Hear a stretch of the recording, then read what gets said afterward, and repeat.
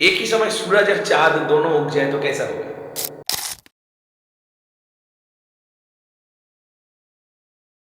आजकल जैसे कि काफ़ी लोग तांत्रिक मार्ग जो है ये कहीं ना कहीं पीछे रह गया है, या फिर कहा जा सकता है कि इस तांत्रिक मार्ग को काफ़ी ज़्यादा दबा दिया गया है।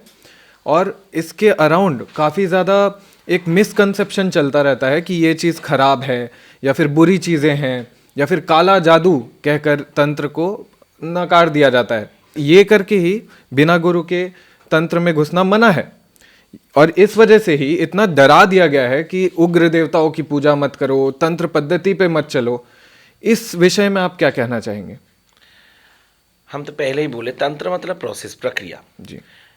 हम लोग को एक गलतफहमी है कि सिर्फ माँ काली का पूजा में ही तंत्र है, ऐसा नहीं है। शाक्त तंत्र है, जो शक्ति का उपासना, माँ काली का उपासना, माँ दुर्गा का उपासना, माँ लक्ष्मी का उपासना, जहाँ पे शक्ति का साधना है वही शाक्त तंत्र है। अच्छा। शाक्त तंत्र है।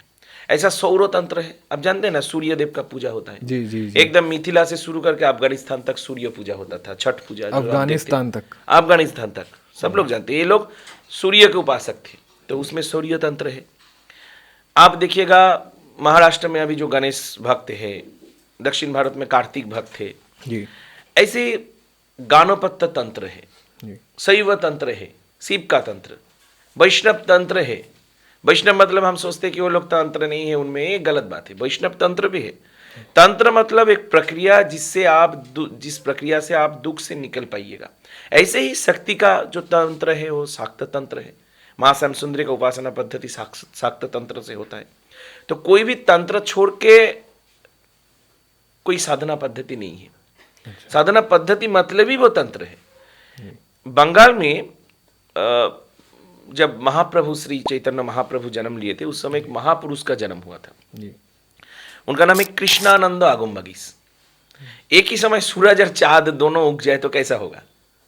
चांद को दिखाई नहीं देगा, दिन में चांद दिखाई देता है नहीं। तो महापुरुष था, माने सूर्य था चैतन्य महाप्रभु, और चांद बोल सकते हैं वो हम लोग का कृष्णानंद आगुम्बगीस था। वो इतना बड़ा मानुष था, इतना बड़ा तांत्रिक था कि वैसा तांत्रिक शायद आज तक कोई नहीं जन्मा हो। वो सब तंत्र को, गणपत्य तंत्र, शैव तंत्र, सौर तंत्र, सब प्रकार तंत्र को वो अनुसंधान किया, उसको कलेक्ट किया, और उसके बाद वो सब तंत्र को एकत्रित करके एक ग्रंथ का सृष्टि किया, एक संकलन ग्रंथ, वो है बृहत तंत्र सार। आप बोले ना आज तंत्र विकृत हो जा रहा है, तंत्र विकृत ना हो इसीलिए वो एक काम किया था। उस समय तंत्र विकृत हो रहा था, तो वो बृहत तंत्र सार का सृष्टि किया, बृहत तंत्र सार का रचना किया, या बृहत तंत्र सार का संकलन किया। वही तंत्र का सबसे प्रामाणिक, सबसे प्राचीन एवं सर्वश्रेष्ठ ग्रंथ है। तो हम लोग में जो गलतफहमी है कि तंत्र मतलब माँ काली का साधना, ऐसा नहीं है। तंत्र मतलब सब में है, वैष्णव में भी तंत्र है, गणेश में भी तंत्र है, शिव में भी तंत्र है, माँ काली में भी तंत्र है। अच्छा, गणोपद्य तंत्र आपने मेंशन किया काफ़ी बार, तो क्या है ये गणोपद्य तंत्र? गानोपत्य तंत्र है हम लोग का हिंदू धर्म में या सनातन धर्म में 5 हम लोग पंचोपासक है, 5 हम लोग का उपासना पद्धति है। जी। बहुत सारा ज्ञानी लोग का, पंडित लोग का मान्यता यह है कि शंकराचार्य जी ने ये पद्धति का सूचना किया था। क्यों ये सूचना पर वो किए थे? क्योंकि उस समय भारतवर्ष में या सनातन धर्म में 5 मूल शाखा थे। एक था शक्ति, शाक्त जो शक्ति का उपासना करता है, एक था शैव जो शिव का उपासना करता है, एक था गाणपत्य जो गणेश जी का उपासना करता है, एक था सौर संप्रदाय जो सूर्य देव का उपासना करता है, एक था वैष्णव जो विष्णु का उपासना करता था।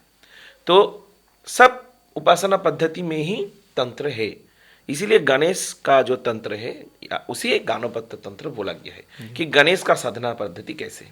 शंकराचार्य जी क्यों ऐसा किया था? वो चाहते थे कि हम लोग एकत्रित हो सके, किसी को छोटा नहीं। जैसे आज आप अगर लक्ष्मी पूजा घर में कीजिएगा तो लक्ष्मी पूजा मूल पूजा है, लक्ष्मी पूजा आप करिएगा घर में, लेकिन पूजा पद्धति ऐसा ही हम लोग का कि आपको पंचदेवता का पूजा करके उसके बाद लक्ष्मी का पूजा करना है। लक्ष्मी का पूजा से ही शुरू होगा, ओम अपवित्र पवित्र वा जैसे पूजा शुरू होता है। जैसे पूजा शुरू होता है उसके बाद संकल्प इत्यादि इत्यादि करके पंचदेवता का उपासना करके मूल देवता का पूजा किया जाता है। मानिए आप काली का पूजा कीजिएगा, माँ काली का पूजा कीजिएगा, फिर भी आपको पंचदेवता का उपासना करके मूल देवता काली में आना है। वैसे दुर्गा का भी वैसा है, शिव का भी वैसा है, विष्णु का भी वैसा है, कृष्ण का भी वैसा है। तो शंकराचार्य जी ये पद्धति क्यों शुरू किया था कि कोई किसी को छोटा ना समझे, सब समान, यही समझाने के लिए। वेद में बोला गया है कि एकं सदिप्रा बहुधा वदन्ति, वो एक है, ऋषिगण पंडितगण उसको विभिन्न रूप में देखा है।